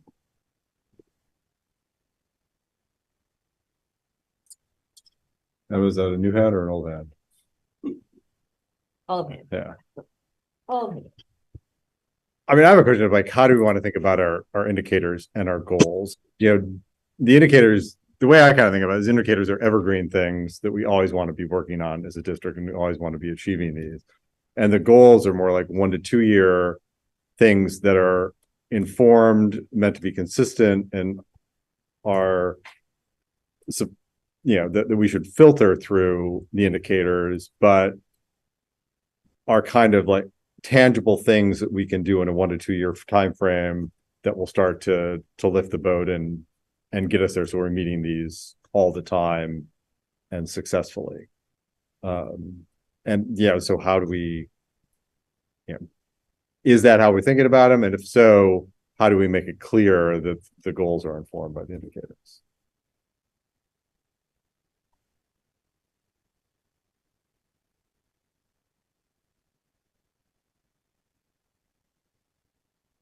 And the indicators also kind of look like goals too. So I mean, some would do. Right, goals without timelines. Yeah. Deadlines, I mean, yeah.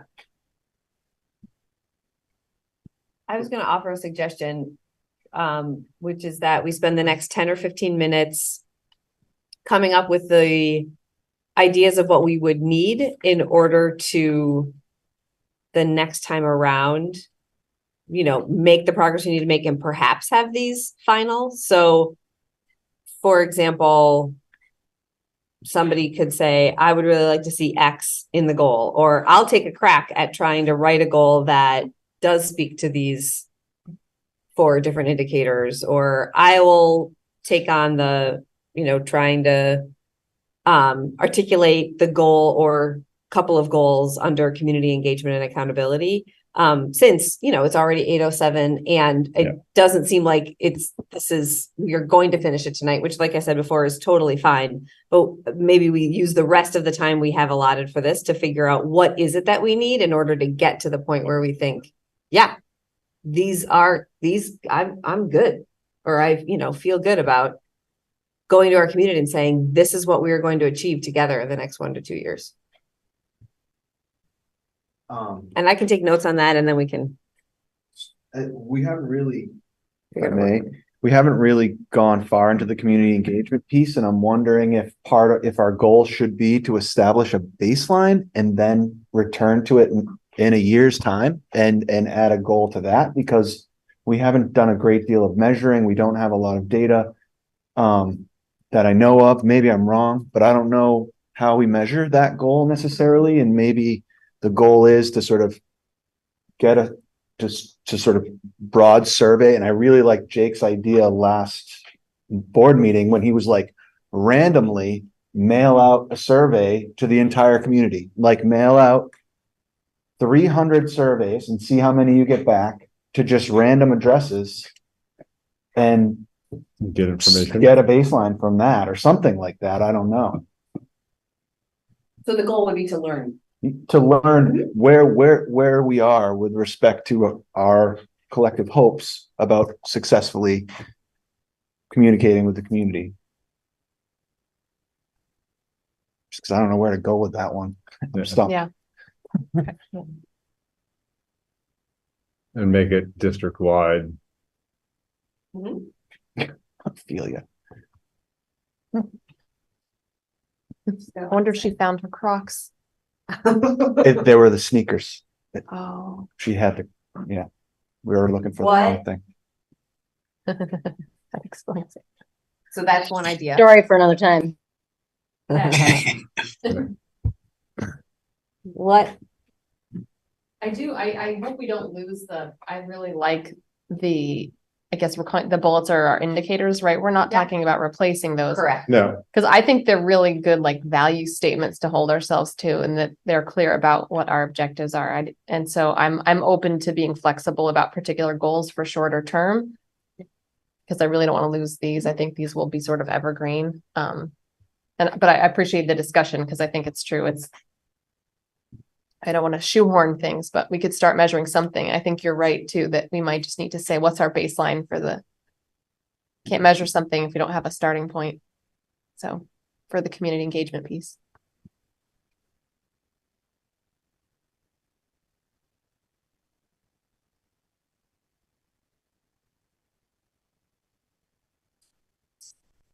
yeah, I think we could do that. And then,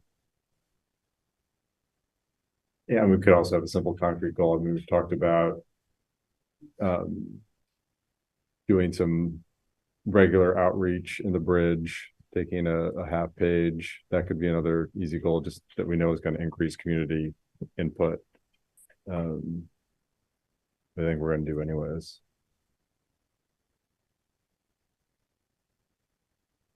And in fairness, I think that's a really hard thing to measure regardless. It's super Just hard to thinking measure. about like industries that this is their whole focus is like, how do you measure engagement of your audience? And that's a really hard thing to capture.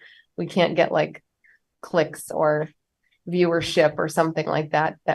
So we have to be forgiving about what we use there.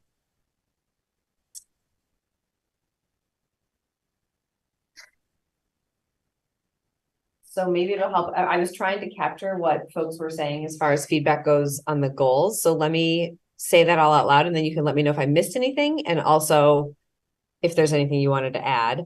One is to include staff in the goal for belonging, safety, and wellness, or maybe have a goal that addresses staff's feelings of belonging, safety, and wellness. Another is to bring in language that will help us drive toward the true like closing of the academic gap. Perhaps that is including language that addresses identities and socioeconomic status to the goals that we have, the draft goals that we have. incorporate rigor and excellence somehow in the goals, and then the counter feedback that we don't necessarily need to name it in order to be working on it. And confirm or attempt to have the language of the indicators reflected in the goals. And then so that was just kind of general feedback. And then for the community engagement and accountability, that it seems like it's the kind of feeling on the board that this is a goal for the whole district, not just a board goal. And that maybe what we need to do right now is figure out where we are, establish a baseline and have a goal that does that for us before we can set a goal for where we want to go. Did I miss any pieces of feedback that would help inform sharpening these goals?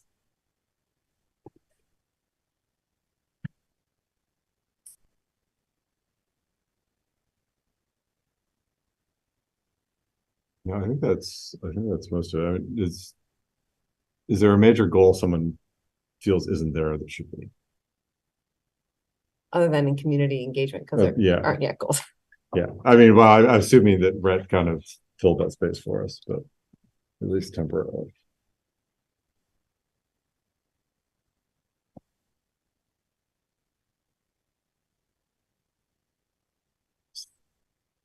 So hearing none, so how are we going to get this work done? We're going to come back to it next meeting and do it as a group. Does someone want to take a stab at a rewrite to give us a draft to work with?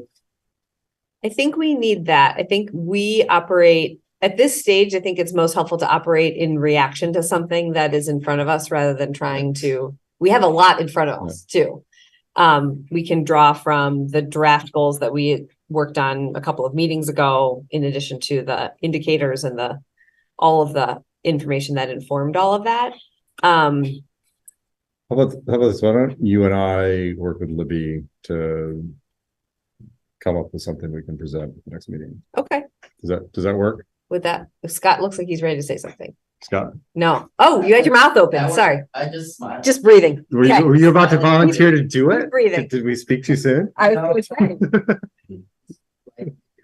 Okay. And Jake's got his hand up. Jake. Okay. Yeah, I'm to me, there's the goals that involve the administration. And I'm okay with you guys working on that with Libby for the next meeting. The community engagement piece, that seems more like the statistical kind of setup. And I am happy to work on that myself, since I, kind of have an idea of it. And then the only overarching feedback that I have is that I want the goals that we do land on to be attainable and meaningful. So, I was a teacher in a public school, and I kind of know how these things filter down. So I don't want pie in the sky type stuff. I want, measurable, achievable. And if that means that they're more modest or more incremental, that then that's okay. But I want it to really be something that we can get to. Yeah. Thanks, Jake. Excellent. Yeah, Scott. Jake, I really appreciate that perspective. And I'm curious, Libby, would you say that these, as you and your team have put together, as they filter down, would you anticipate them feeling achievable? To Jake's point. We had a lot of conversation about whether these particular percentages, and either way you look at it, whether you're looking at pure percentage or growth, were achievable. And these were the numbers that we came to consensus on. So the administrative team believes they are achievable. Excellent. Anything else on that? We've got a few more items, and I just wanted to note that Jake did volunteer to do something. So it's you and me. working with Libby on On overall, 1 and 2. and then Jake's is volunteering to take on Awesome. Thank you, Jake. drafting a goal for community engagement and accountability. No problem. I will do it. Thank you. Thank you.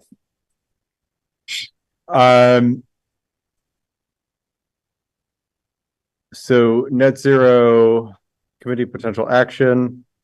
I think we want to potentially approve the charge. I know, Kristen, if you're in a spot to give a quick overview of where we're at and what we want to do, but this looks excellent, by the way. Thank you. Yeah, I don't think we received, other than just looks great, following our last meeting in terms of comments on what we put before folks last round. So no significant changes have been included. I think we added in our request for applicants, just making sure folks know the avenue of how to go about applying. So that was added. But other than that, there were no significant changes to what we had before the board in our last meeting. At the last Facilities and Energy Committee meeting, we spent a lot of time really kind of discussing an action plan. Should these be approved, kind of how we would go about distributing the request for applicants so we could get the work underway. So yeah, I don't really have much kind of substantive content to add in terms of, changes to what's before you tonight. But I feel like we are ready to go in terms of the committee. Should this get approved, we've got a plan, on paper to get the work underway.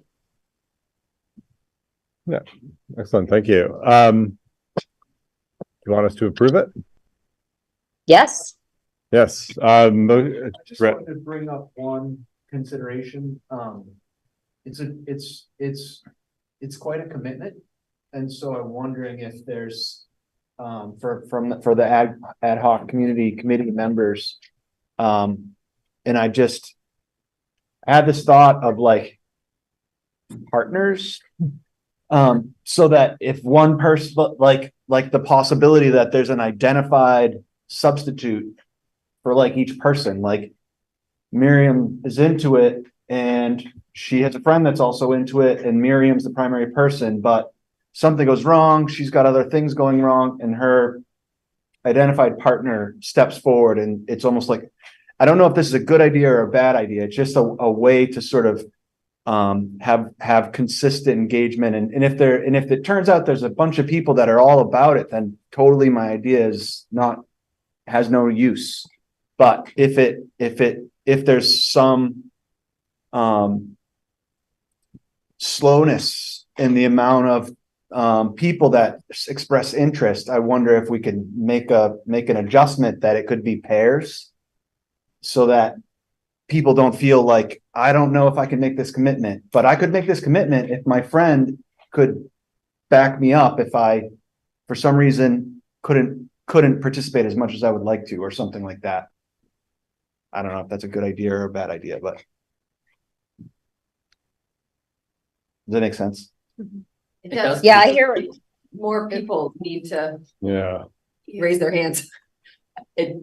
It does make sense, and I think for most of the composition that is embedded in the committee composition. There's a couple where there's only 1 or 2, but for students it says 2 to 4, right? So I think what you're saying, Rhett, would be covered if 4 students all joined, but only 2 of them could make it to any one particular meeting. At least there would still be student voice.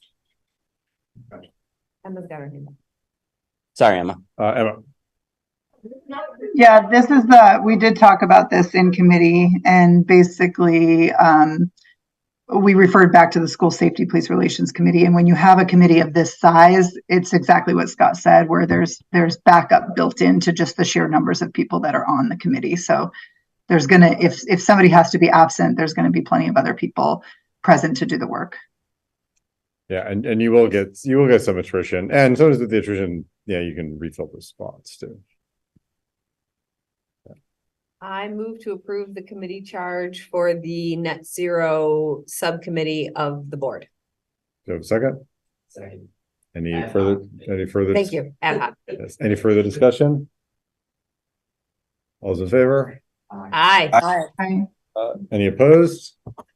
Thank you again. Woo-hoo. Facilities Committee, this is great work. It'll be exciting to move this forward. Committee assignments. I think this is where Jake gets to let us know which committee he may or may not want to be on.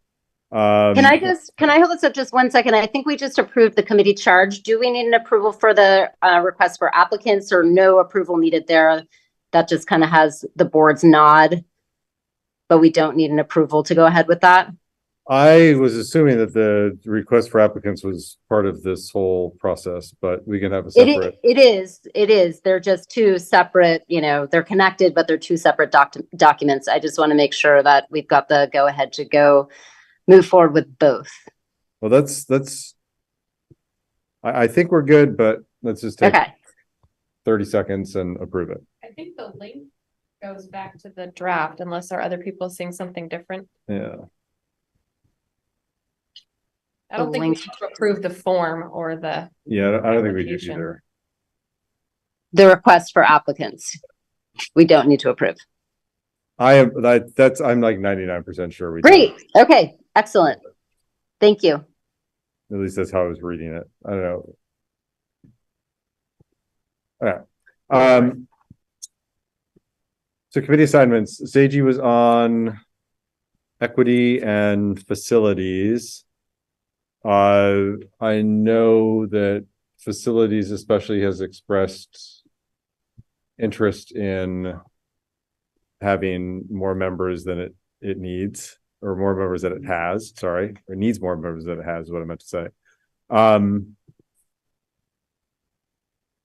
can't get access to these. You can open it from your email or from the board packet. Yeah. I don't know why that link is Yeah. broken, but I was just able to open it from the Thank you. packet. We also, people can do a little shuffle too, if we want to. I don't know, Jake, we could just swap you into where Seiji was, if that doesn't make sense for you, or if other people want to shift, we can talk about that. So I'll just open it up. I don't know, Jake, if you want to express your preference first, or if you want to see if anybody's miserable on a committee or eyeing another committee. But feeling stretched. Or feeling stretched. Well,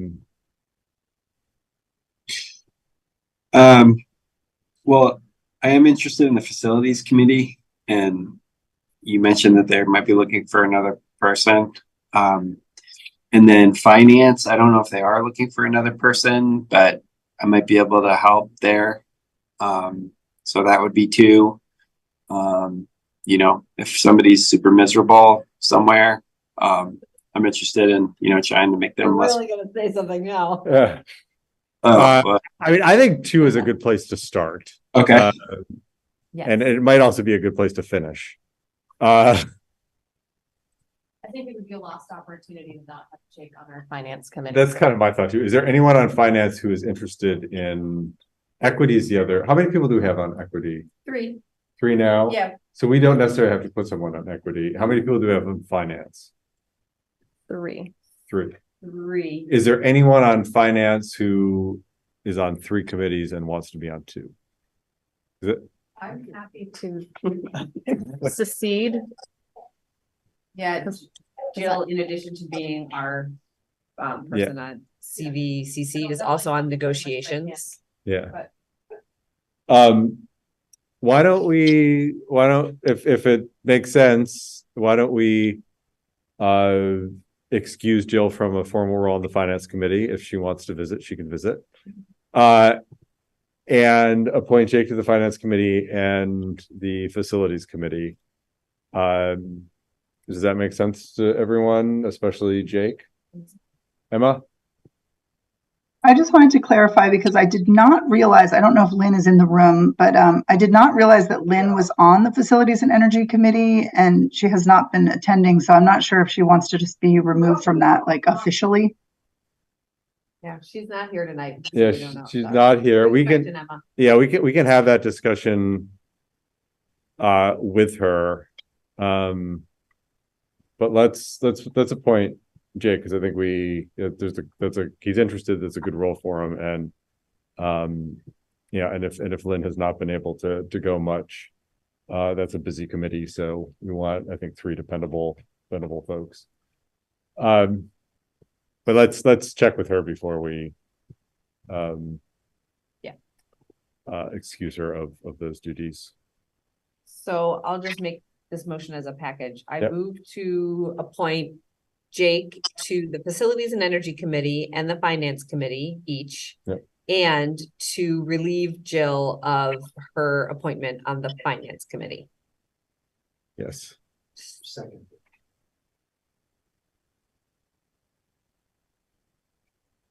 Do you want to maybe reword it to say accept Jill's offer to Oh. step down, so it doesn't sound like we're like firing her? Oh, you're right. Accepting Jill's request to step down from the Finance Committee. Do I have a second? Any discussion? All those in favor? Aye. Aye. Aye. Great. Right. Thank you. This isn't the House of Representatives. You're right. So really quickly, Yes. it's 8:28, and I don't know that now's a great time to have the conversation, but the idea of another committee around, I think Seiji originally mentioned it as a communication committee. I like more the idea of a community engagement committee. Just so that the engagement piece becomes a shared responsibility of the board. And so, yeah, I don't know when that conversation can be had, but I think it's an important one to have. No, I think so too. My thought is to have it a little later. I am getting Like 8:45. no, not 8:45. Sorry, exactly. bad joke, Exactly. Yes. My sense is that people are pretty maxed out on committee work, and that there's not a lot of committee work that we can cut back on. So adding more committee work, I think, is a stressor at this point. And I think that's part of a bigger I think if we're going to have that committee, which I think is important, I think we also have to have a thoughtful conversation about how we relieve other stressors to make room for that. I also think it would be good to have that conversation after we've set the goal, Yeah. because then we'll know, that'll be a little bit more context for what the committee would do. And can give us more direction. So that could be part of the Yeah. conversation.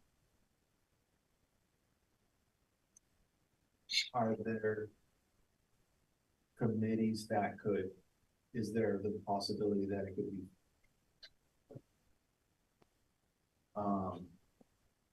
either folded into one committee or have a specific agenda point for every committee on every agenda or something like that? Does that satisfy the need or something like that? I think we could do that. That's an interesting idea. Yeah. I mean, I think there's a way we can get it done. And I think we need to make room for that conversation at a different meeting.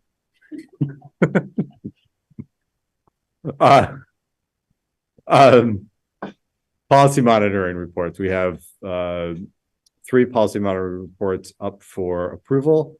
A22, notice of non-discrimination. B2, volunteers and work study students, and C7, student attendance. Do I have a motion to approve those monitoring reports?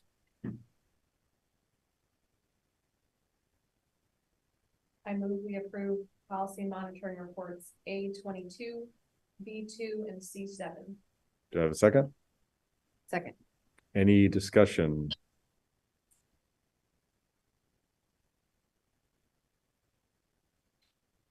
All those in favor? Aye. Any opposed? Nay. Policy monitoring reports pass. And surprisingly, almost right on time. A motion to adjourn. No, everyone wants to stay here. Okay. I was just waiting for it to be 8:32 and then I was gonna do it. but Okay. Still did it. I second that motion. It's 8:32 now. All those in favor? Aye. Aye. Perfect. Passed, right? If I could make a motion. Good night.